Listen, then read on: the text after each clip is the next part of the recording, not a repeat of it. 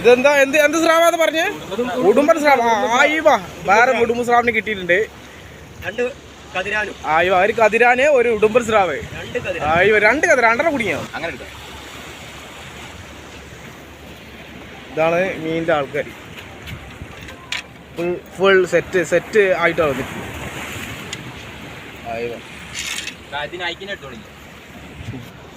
അങ്ങനെ തന്നെ എടുത്തോളില്ലോ.